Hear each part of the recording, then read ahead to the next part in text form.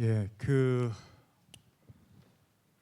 여기 나와 계신 세 분의 그 창업 스토리 들어보시니까 좀 소감들이 어떠세요? 저는 사실은 여기 계시는 그 세 분하고는 다 만나서 말씀을 쭉 들어볼 기회가 있었는데, 사실은 이렇게 만나서 얘기를 듣다 하더라도 이렇게 쭉 풀어서 얘기를 들을 기회는 사실 저희도 마찬가지로 거의 없습니다. 근데 얘기를 쭉 들어보니까 정말 그 어떤 창업하신 배경이라든지 산전수전을 겪으시는 이런 부분들이 많았는데, 제가 첫 번째로 일단은 제가 여기 계시는 패널 분들한테 여쭤보고, 그리고 사실은 여기 심플로에 여러분들이 사실은 질문을 많이 올려주셨어요.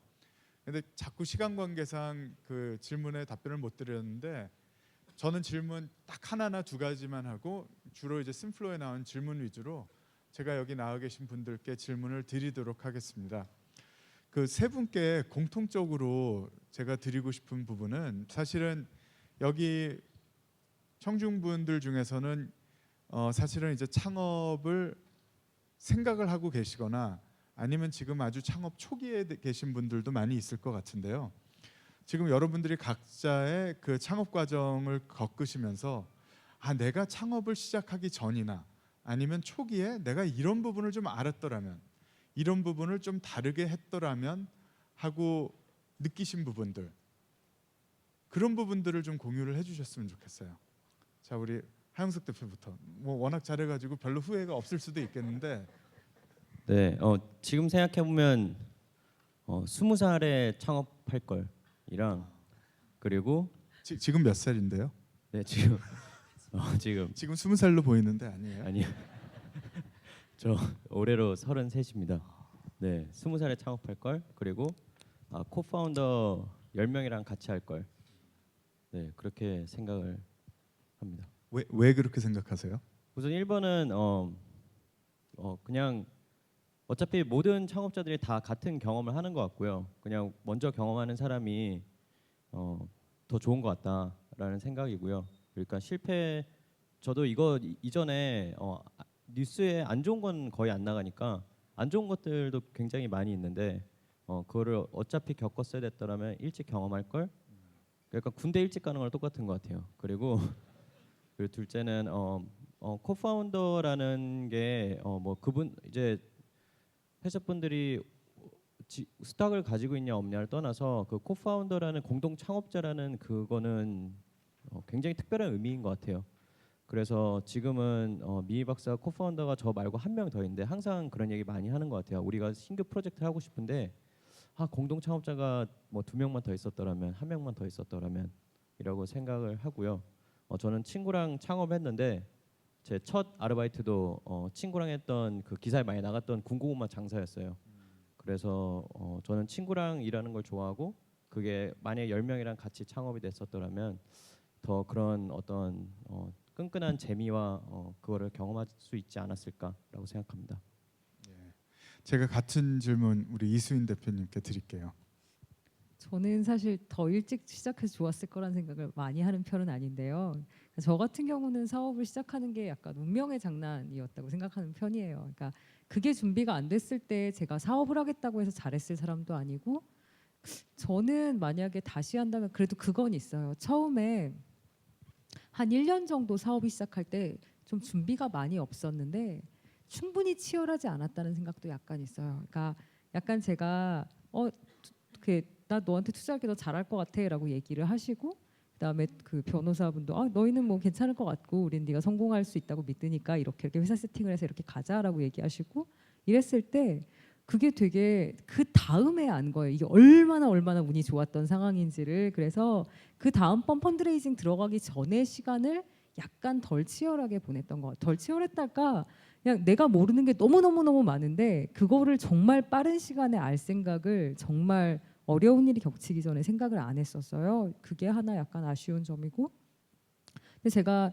비슷한 생각을 해서 이렇게 뒤를 돌아보면 알았어도 못했을 거다라는 생각도 많이 해요. 그러니까 모른다고 못하는 것도 아니고 알았어도 못했을 거다, 그런 생각이 있어요.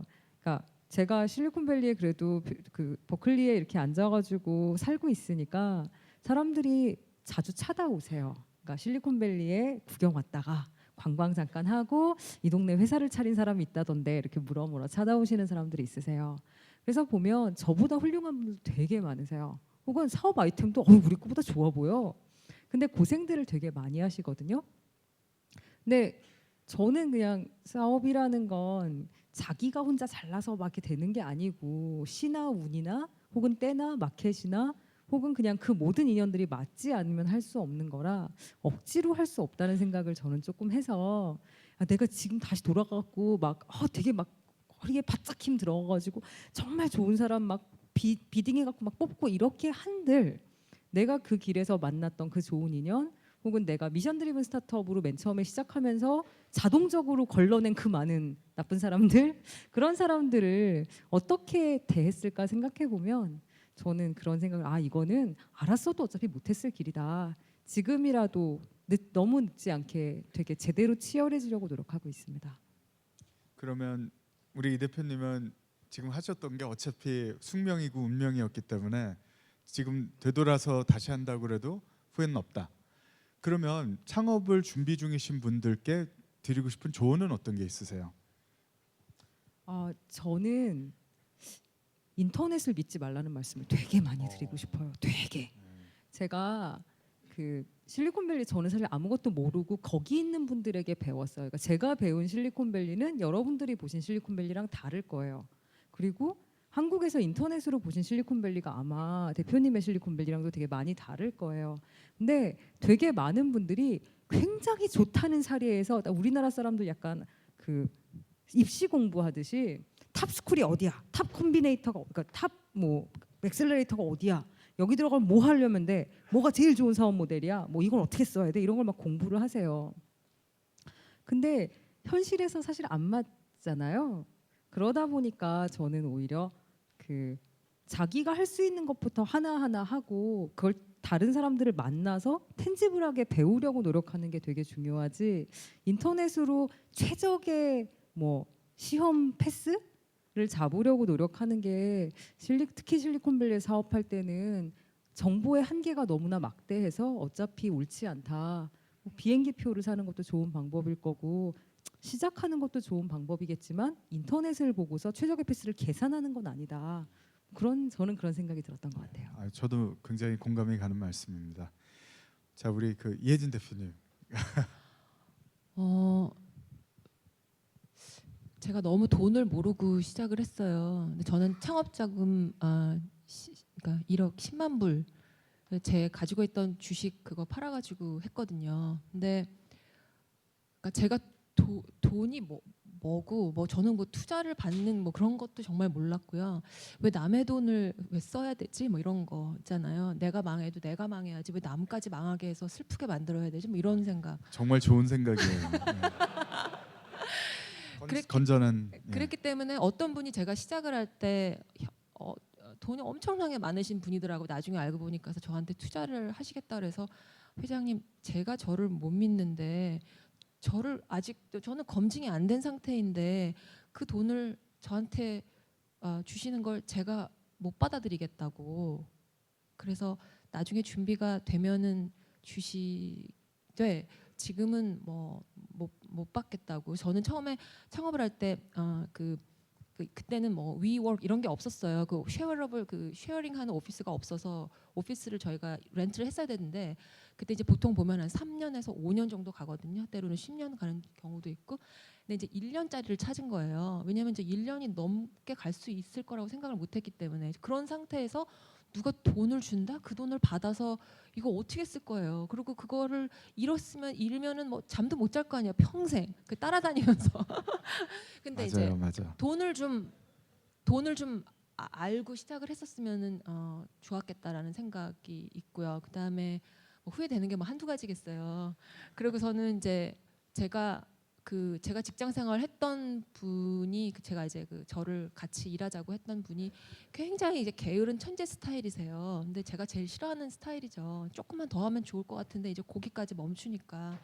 그래서 저렇게 게으르지 말고 뭐 우리는 게으른 사람들은 아니니까 이제 열심히 하면 이제 뭐 좋겠다 그랬는데 뭐 그러네요. 저는 하나 생각. 하시고 싶은 말씀이 굉장히 네. 더 많으신데. 자, 이수인 대표님 말씀하세요. 저는 처음에 회사를 딱 만들어 투자금이 딱 들어와서 그 교정을 했어요.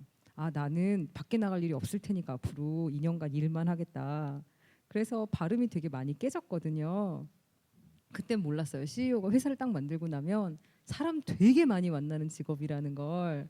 그래서 앞으로 2년간 사람 만날 일 없이 골방에 박혀서 일만 할 텐데 그거 정도는 제가 정말 몰랐던 일인 것 같아요. 네, 정말. 한 가지. 저는 사업이 왠지 지금 생각해 보면 종합 예술인 것 같아요. 근데 종합 예술을 20대 완성할 수 있다.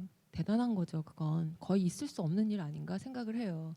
근데 뭐 우리 모든 사람들이 많은 사람들이 이제 마크 주커버그를 보면서 나도 저렇게 돼야지라고 하는데 사실은 주커버그 혼자서 잘나서 된 거는 아니잖아요.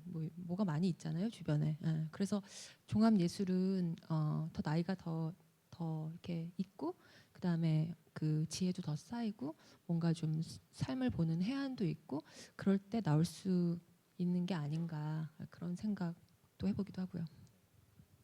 제가 질문 하나만 더 하고 여기 있는 거 올리겠습니다. 그 제가 창업하시는 분들하고 이제 일을 하니까요. 그 늘 재밌는 게 창업하시는 분들은 아무래도 좀 특이하신 분들 같아요. 제가 옆에서 보면. 그래서 근데 이제 그게 늘 궁금한 거는 여러분들 잘 아시겠지만은 스타트업이라는 거는 사실은 이 망하는 게 정상입니다. 확률 게임으로 보면. 근데 이 창업하시는 분들은 그러면 이게 창업을 했을 때 이게 성공한다는 확신을 가지고 창업을 하시는 건지 아니면 창업이 성공할지 안 할지는 모르지만 나의 자아 실현을 위해서 나는 무조건 창업을 해야 돼라고 하시는 분들 둘 다 봤거든요. 세 분은 어떻게 생각하시는지가 굉장히 저 궁금합니다. 여러분들 지금 다 지금 좋은 출발해서 탄탄히 성공 가도록 가고 계시지만 사실은 결과는 아직 모르는 거거든요. 어떠세요, 우리 하영석 대표부터? 네. 아까 말씀하셨듯이 저는 그러니까 자신을 위해서 창업한 적은 없고요. 저는 혼자 하는 일을 되게 못하는 사람이에요. 그래서 저는 공부도 되게 못하고 뭐 변호사나 의사나 될 수 없었어요. 죽어도. 근데 저는 팀으로 일하는 걸 되게 좋아해요. 그래서 아까 얘기했던 첫 아르바이트도 그렇게 팀으로 일했었던 건데 그러니까 왜 처음에는 하나의 어떤 이게 잘 될 것 같고 누군가는 이길 것 같다라는 생각에 창업이라는 게 어떤 개념인지 모르고 그냥 했었고요. 저희도 시드 머니 3,500만 원으로 시작을 했는데 그게 어느 순간 굴러가다 보니까 망할 수 없게 됐어요. 망할 수 없다라는 거는 직원이 생겼고요. 330억 투자를 받았어요. 제가 오늘 누워서 자고 싶어도 그 돈이 330억 그러면은 저희가 예전에 2억 원 대출 받았을 때 그런 생각을 했었어요. 이거 망하면은 100만 원씩 20년 갚아야 돼. 그럼 어떻게? 아니야, 1억 9,500만 빌려. 막 이런 얘기 했었었는데 그 단계를 넘어가고 나니까 이제 Y 컴비네이터를 갔었을 때는 야, 우리가 대한민국 대표야. 그래서 우리가 태극마크 달고 한국 깃발 실리콘밸리에 꽂는 거야. 그러니까 너네 자지 마. 너네 일해.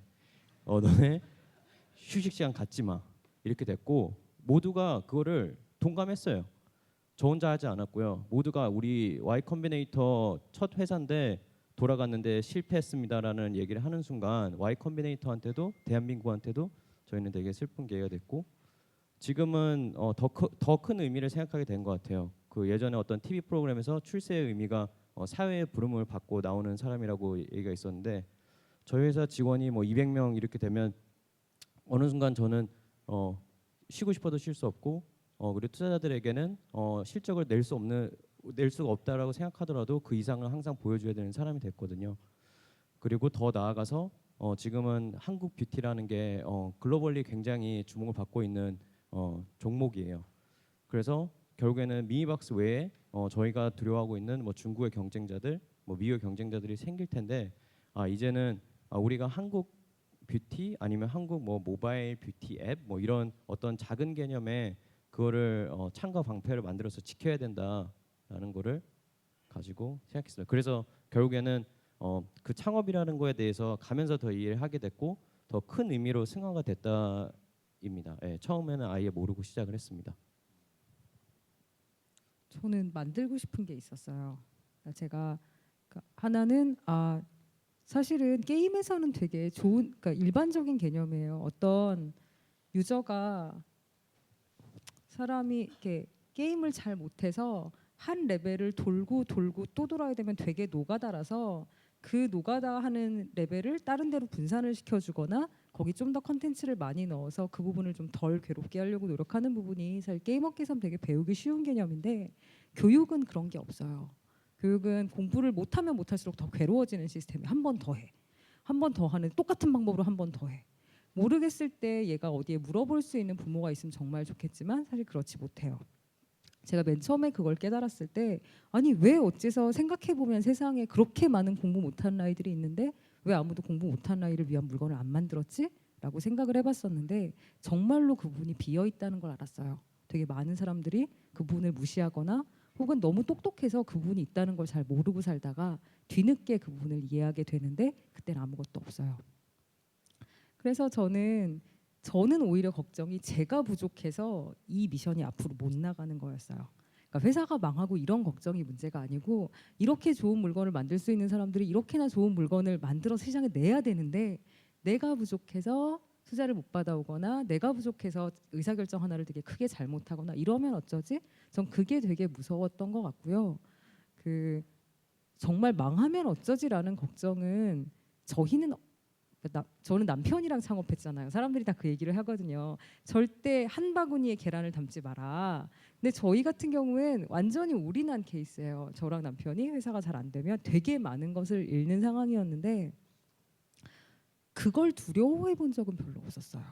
저는 저 자신이랑 계속 싸워왔지. 이 회사가 망하면 그 다음에 내가 남은 돈이 얼마고 은행에 돈을 우리가 계속 까먹어가고 있는데 월급도 저희 되게 오랫동안 안 받았거든요. 그걸 걱정하지 않을 정도로 정상이 아니었으니까 이 길을 왔던 것 같아요. 어떤 시기에 그걸 걱정하지 않는 순간이 오면 한 발을 내디딜 수 있는 게 아닐까 그런 생각이 들었습니다. 준비를 하고 시작을 하면 좋겠다라는 생각을 할 수 있는 거는 시작을 하고 나서인 것 같아요. 왜냐하면 마치 뭐 좋은 결혼 생활을 위해서 그 뭐 클래스도 듣고 책을 읽는다고 해서 좋은 결혼 생활이 그게 그냥 다 주어지는 건 아니잖아요.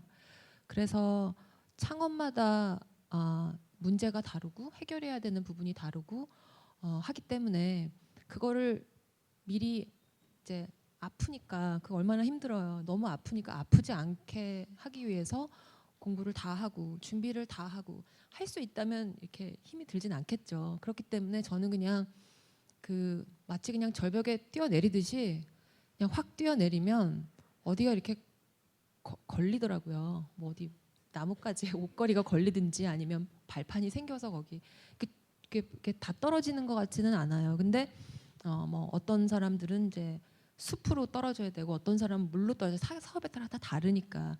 근데 그게 가지 않으면 그게 숲인지 뭐 돌산인지 물인지 뭐 모래인지를 알 수가 없어요. 멀리서 보고서는. 그래서 저는 그냥 시작을 하고 해가면서 제쳐가면서 해결해가면서 그렇게 겪어야 되는 게 아닌가.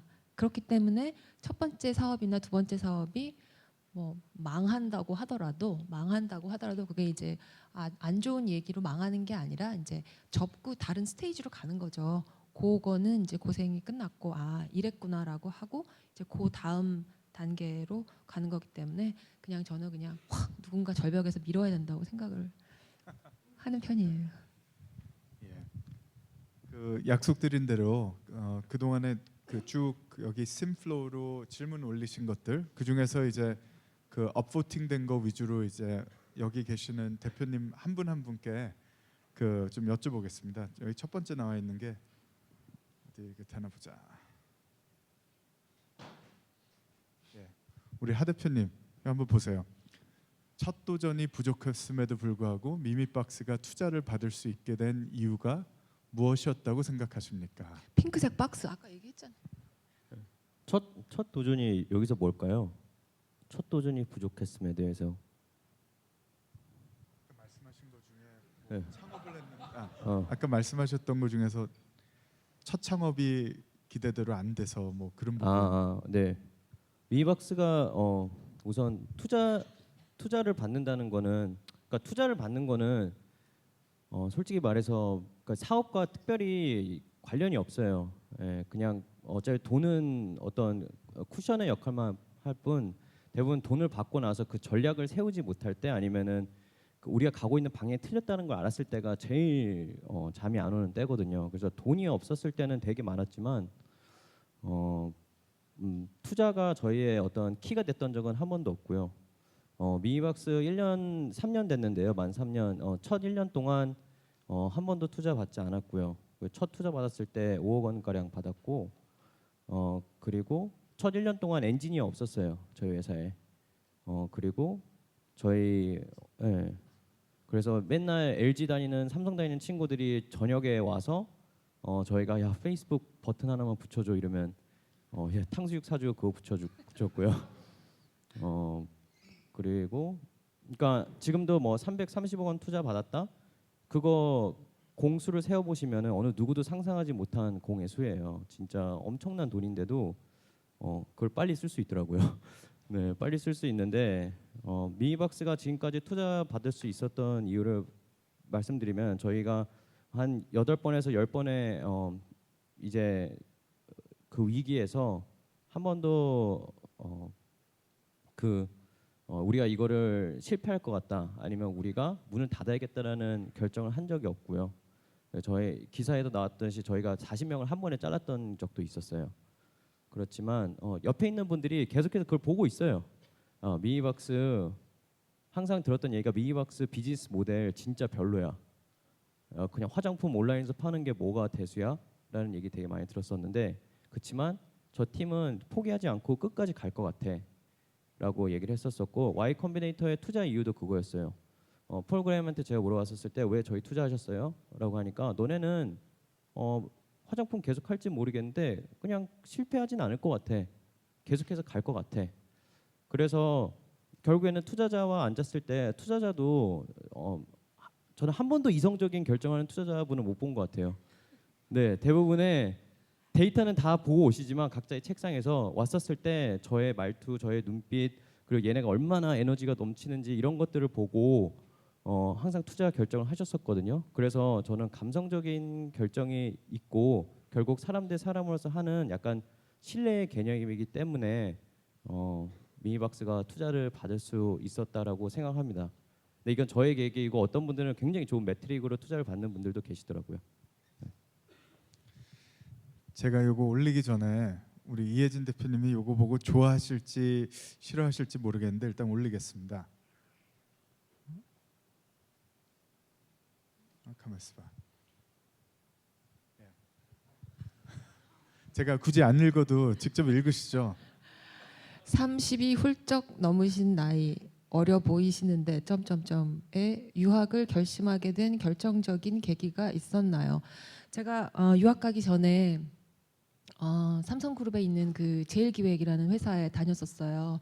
근데 제일기획은 보통 이제 광고 대행사로 알고 있는데, 그때 제가 들어갔었을 때는 뭐 때문에 들어갔냐면 이제 회장실에서 그 이원희 회장님 비서실이 있는데, 거기에서 회장님이 이제 디자인을 계속 주장을 하는데, 그룹사에서 어느 회사도 그 회장님의 그 디자인에 눈을 맞춰줄 그 사가 없었던 거예요.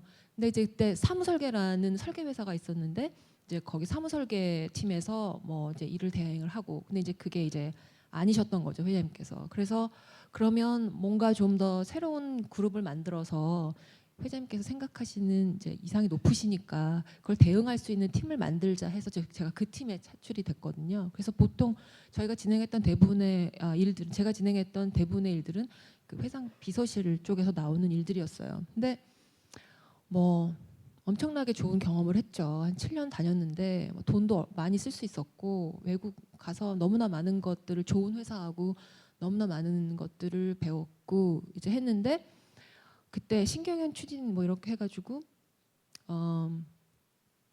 그 이렇게 뭐죠? 이렇게 프로모션 되는 게 뭐죠? 승진, 그러니까 제가 그때 이제 갑자기 뭐 이렇게 팀장이 얘 승진시켜 주세요, 얘 특진시켜 주세요 이런 제도를 갑자기 없앤 거예요. 그래서 무슨 이렇게 점수를 가지고 승진을 하는 걸로 바뀌었어요. 뭐 말이 있는데 아무튼 예. 그래서 제가 갑자기 승진을 하게 된 거예요. 저도 모르게 저희 부서장도 모르게 무슨 뭐 교육 점수, 뭐 이노베이션 점수, 뭐 제안 뭐 이런 걸 다 합쳐서 제가 2년 반인가 3년인가를 특진을 하게 돼요. 좋겠죠. 근데 좋은 게 아니고요.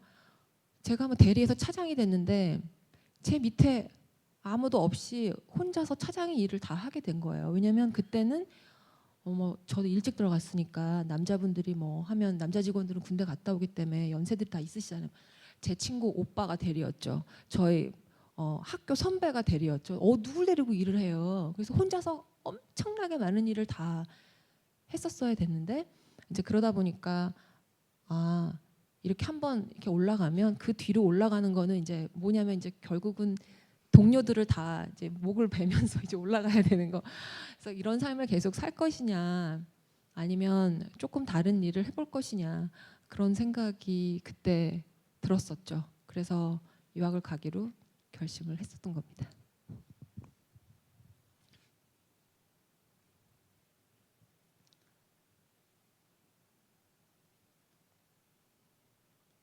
이 다음 거는 우리 이수인 대표님. 교육용 어플리케이션은 수익 창출 구조가 어떻게 되나요? 저희 투자님들 이거 잘 안 물어보세요. 저는 사실은 어플리케이션 사업 자체가 지금의 앱 그 구조 안에서 굉장히 수익 창출이 잘 될 거라고 믿는 타입의 사람은 아니에요. 그러니까 제가 보고 있었던 건 언제나 학습지 마켓이었고, 제가 어릴 때 엄마한테 그렇게 맞으면서 안 하겠다고 바낭바낭바낭하지만 우리 엄마가 한 달에 4만 원씩 낸 다음에 내가 4만 원을 냈다는 이유로 안 하는 딸을 패던 그 학습지 사업, 여전히 아시아에서 10조짜리 비즈니스고 교육용 어플리케이션이 아니에요. 그건 그냥 이렇게 집에 배달하는 어떤 종류의 학습지를 집에 배달을 하고, 혹은 외국에서는 아이들이 센터를 가서 그걸 풀고 그거를 매니지해주는 돈을 받는 굉장히 커다란 사업이 지난 60년간 아시아에 있어 왔었어요. 미국에서도 지금 구몬이 되게 빨리 성장을 하고 있고, 결국은 특정한 종류의 서비스가 새로 나왔을 때 이거를 앱스토어의 하나의 앱으로 볼 거냐, 아니면 어차피 모든 사람의 손에 폰이 있으니까 이거를 새로운 형태의 이 폰이라는 걸 타고 전달되는 새로운 어떤 플랫폼 혹은 새로운 도구로 볼 거냐는 약간 다른 얘기인 것 같고요.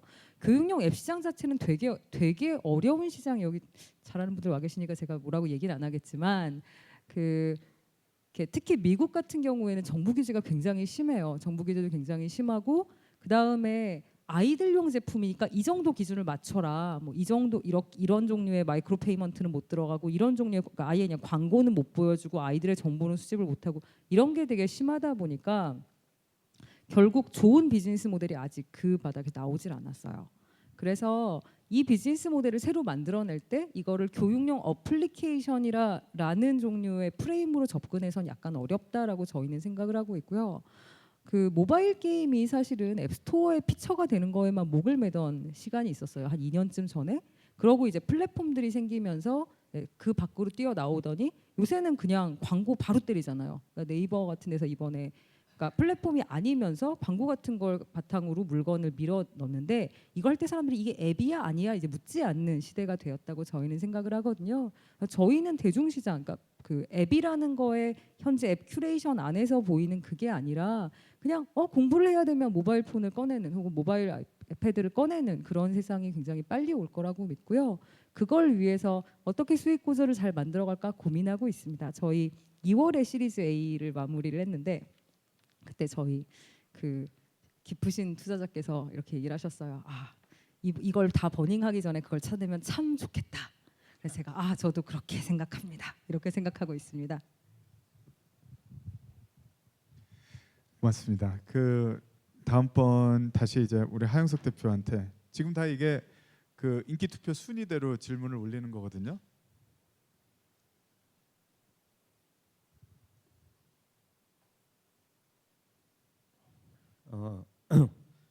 이게 제일 많이 받는 질문인데요. 저희가 미니박스 내부에서 비즈니스 모델을 한 8번 바꿨어요. 예. 그래서 여러분이 알고 계시는 미니박스는 미니박스가 아니고요. 네, 이거를 밖으로 마케팅을 잘했냐라고 하면은 그런 것 같진 않아요. 왜냐하면 아직 이런 질문이 나오고 있으니까. 네, 미니박스는 저희의 첫 번째 프로덕트예요. 첫 번째 프로덕트고요. 지금은 뭐 매출 비중이나 아니 우리가 집중하고 있는 것들 그런 것들이 굉장히 다르고요. 안에 세부적인 거는 공유할 수 없지만 저희가 그 지금 1,000개 파트너의 화장품을 팔아주는 거와 동시에 그리고 그 저희 자체 브랜드로 이제 생산도 하고 있고요. 그리고 중국, 미국, 한국이 다 같은 전략을 가져가고 있어요.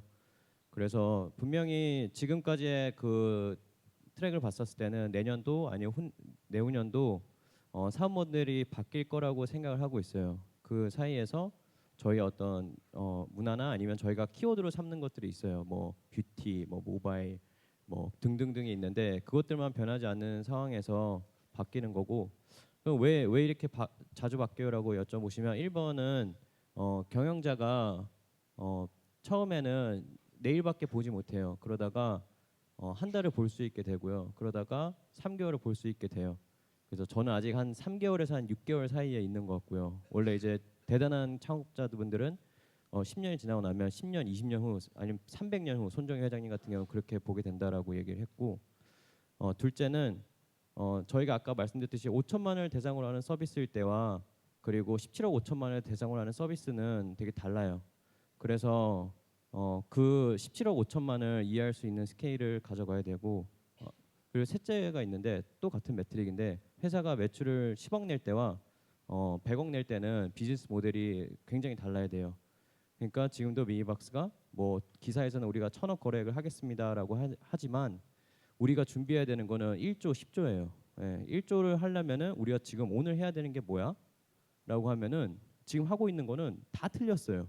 지금 하고 있는 거는 다 틀렸다는 걸 알고 또다시 바꾸는데 그래서 미니박스는 되게 좋은 모델로 시작을 했지만 그 이후에 사업 모델을 한 8번 정도 바뀌었고 그게 다른 어떤 회사도 다른 길이 되었고 그래서 비교하기가 어렵지 않을까라고 생각합니다. 굉장히 좋은 말씀이네요. 저희도 이제 투자한 업체들이 비즈니스 모델을 처음에 비즈니스 플랜 가지고 있었던 부분을 끝까지 유지하는 경우를 거의 못 봤습니다. 지금 말씀하신 대로 성장의 단계에 따라서 비즈니스 모델하고 플랜이 굉장히 달라지거든요. 예, 다음 거 넘어가겠습니다.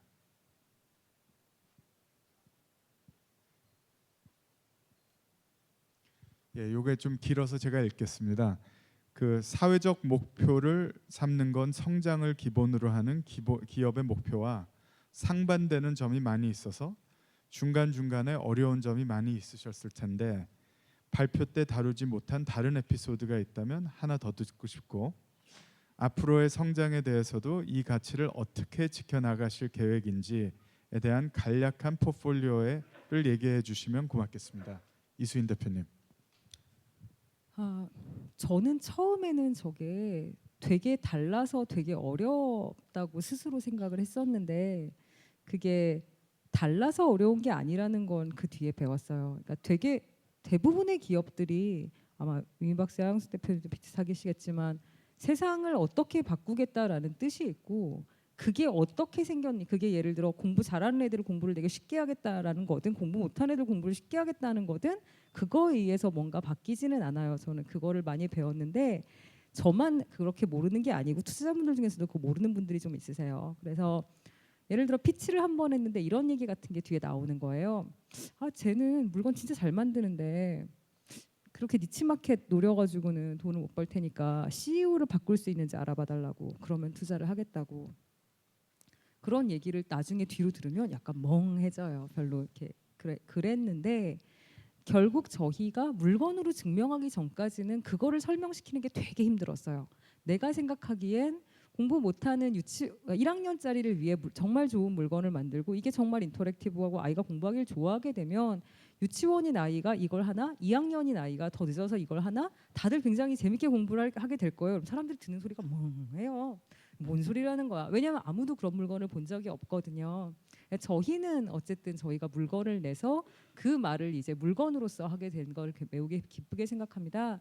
근데 저희가 이제 그 말을 계속 다른 데서 하다 보면 아 저희는 이렇게 좋은 일반적으로 잘 나가는 물건을 만들고 있지만 사회에서 가장 교육에 대해서 학습이 어렵거나 이해가 어려운 아이들을 위해 이걸 만들었어요라고 하면 재미있는 종류의 것들을 볼 수 있는데요. 예를 들어 인도나 이런 데 같은데 그 나라에 호적도 없고 학교도 못 가는 정말 많은 아이들이 있어요. 그런 아이들에게 인도의 부자가 이렇게 했다가 어차피 쟤네들도 어차피 모바일 폰을 다 쓸 테니까 그걸로 공부를 시켜볼까? 이런 프로젝트가 뜨고 있고요. 미국 같은 경우에도 공부를 못한 채로 고등학교를 제대로 졸업을 안 한 채로 자란 성인이 캐시어 잡을 할 수도 없을 정도로 공부를 잘 못해요. 그래서 공부 못하는, 그러니까 기본도 다 잃어버렸고 이제 뭐 기본적인 덧셈 뺄셈도 안 되는 그 어른들에게 모바일로 공부를 시켜볼까? 이런 프로젝트가 또 미국 내에서도 또 전혀 화이트하우스나 이런 데 기반으로 뜨고 있고 그래서 저희는 약간 꿈을 조금씩 바꾸고는 있어요. 이렇게 맨 처음에는 저희가 장애가 있는 아이, 그러니까 태어날 때 딱 이 아이는 공부를 잘 못하거나 세상에서 인포메이션을 잘 못 받으린 애로 시작을 했다가 정작 킨더가르텐 교실에서 가보면 어릴 때부터 조기 중재를 받은 미국의 장애 아동들은 어릴 때부터 되게 테라피스트가 많이 붙어 있어서 얘네가 문제가 아니고 태어나서 난 놓고 기억자도 못 본 아프리카 아메리칸들이 학교에 딱 들어오는데 그냥 알파벳이랑 숫자를 본 적이 없는 채로 들어온 아이들이 있는 거예요. 심지어 베이에어리어에서도 깜짝 놀랐어요. 그런 사람들이 있고 또 아프리카에 모바일 디바이스는 갖다 줄 수 있는데 교사는 못 주는 정말 넓은 사하라 이남 지역에 사는 아이들에게 모바일 디바이스로 공부 가르칠 수 있을까? 이런 되게 커다란 프라이즈 엑스프라이즈 이런 거 최근에 뜨고 있고요. 저희는 그런 거에 되게 민감해지려고 노력하고 있어요. 그 다음에 저희가 중국을 딱 가서 아, 중국 애들이 우리 걸 되게 많이 쓰는데 누가 쓰는지 모르겠다. 저희가 중국의 유치원생들이 어떤 문제를 풀고 있나요? 그랬더니 수학 경시 대회죠. 이렇게 얘기를 하는 거예요. 그러면 아직 뇌가 익지 않은 4살짜리 애들에게 수학 경시 대회 선행 같은 걸 시키면 되게 많은 애들은 부러져요. 마치 어릴 때 제가 그렇게 많이 울고 싫어하고 이랬듯이 그런 아이들도 엄마가 어차피 얘를 수학 문제 풀라고 잡아 족칠 거면 좀 더 나은 방식으로 할 수 있게 해주고 싶어요. 저희는 그 부분에 대해서 민감해지려고 노력하고 있는데 오히려 내부자들이 스스로 걱정하는 게 있습니다. 저희가 투자를 받고 이제 인베스터나 이런 분으로부터 피드백이 들어오고 저희 물건을 쓰는 사람들의 대다수가 공부를 못한 아이가 아니고 공부를 잘하는 애들이나 일반 아이들이 조금 더 일찍 쓰거나 이런 식으로 쓰게 되면서 저희 자신이 되게 휘둘려요. 아무래도 바짝 해가지고 한 번 더 투자를 확 받아가지고 그래서 언제나 저희가 지키기 위해서 계속 팀 내에서 많은 이야기를 하고 노력하고 있습니다. 제가 마지막 질문 나온 게 너무 재밌어서 지금 시간이 많이 없는데 여기 계시는 세 분, 저 포함해서 4사람이 다 의견이 다를 수가 있는 그런 질문이라 제가 한번 띄워보겠습니다. 이거 시간이 없으니까 간단하게 yes, no, 찬, 반 말씀하시고 이유만 짧게 설명을 좀 해주셨으면 좋겠어요. 질문이 워낙 재밌네요. 현실적으로 이런 분들도 많이 있고.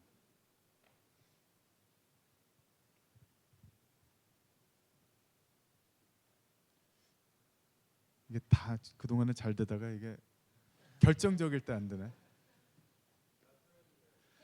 예, 제가 읽겠습니다. 아마 공감하실 수 있는 부분들이 많이 있는데요. 한국에서 문과 전공을 졸업하고 무비자로 캘리포니아에 입국해서 창업의 꿈을 갖고 있다. 불체자를 감수할 정도의 용기와 실패를 감수할 의지가 있다.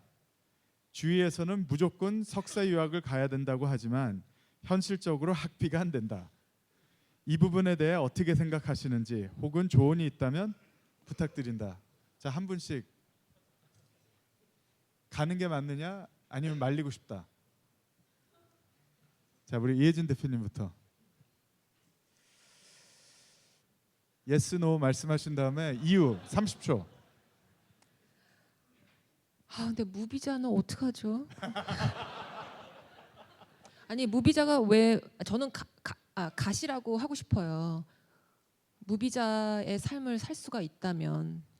근데 창업을 못 하죠. 네. 그러면 갔다가 와서 자, 다른 분들 의견 있으세요? 저는 맨 처음에 이미 제 첫 번째 투자자를 만났었을 때 딱 그분이 물어보신 질문이 비자가 뭐였냐였어요. 제가 그때 영주권 인터뷰 진행 중이었는데 인터뷰 통과되기 전까지 돈을 마지막까지 안 넣어주셨어요. 저게 결국은 창업이라는 게 미국에서 창업하는 이유는 남들의 돈을 받아서 투자를 가지고 레버리지를 갖고 앞으로 나가려는 거니까 그 처음에 저건 창업을 못 해요. 저 부분이 우리나라랑 미국이 약간 느낌이 다른 부분인 것 같아요. 저는 찬성하고요. 제가 우선은 제 경험 때문인데 1번은 제가 대학교를 2번 그만뒀고요. 미국에서의 학교도 그만뒀고 제가 학교를 그만뒀었을 때 비자가 없었을 때 저희 그 회사에서 굉장히 큰 회사였음에도 불구하고 현금 봉투로 저에게 급여를 준 적이 있었어요. 그 걸리면 나중에 돈 엄청 물어요. 네, 네. 인플로이어가. 네, 근데 그러니까 돈이랑 기회랑 둘 중에 하나를 선택하라고 하냐면은 저라면은 기회를 택할 것 같아요. 네. 저는 저 미대 전공했는데 석사 유학도 정말 필요 없다고 생각하는데 불체자는 안 돼요. 창업을 할 때 불체자는 안 돼요. 왜냐하면 실리콘밸리에 있는 이유는 그거잖아요. 남들에게 만나서 나 이런 회사를 만들었고 이 회사는 리걸리 이런 스트럭처를 갖고 있고 그러니 이렇게 투자를 받겠다라고 해서 다른 사람의 도움을 받아 앞으로 가는 건데 그러면 이분이 창업의 그 주체자가 되지 않고 창업의 조력자가 되는 걸로 경험을 하고 오실 수는 있잖아요. 그렇죠? 그렇게 하시면 되겠네요. 뭐 이런 경우에는 결혼 이민도 있고요. 뭐 여러 가지 방법이 있습니다. 네, 정말 용기가 있으시고. 그러니까 yes, 그다음에 조력자가 돼서 같이 할 것. 불체자 창업은 노노. 제 의견 말씀드려도 될까요? 그 창업 의지가 그 정도로 있으면 국내에서 하세요.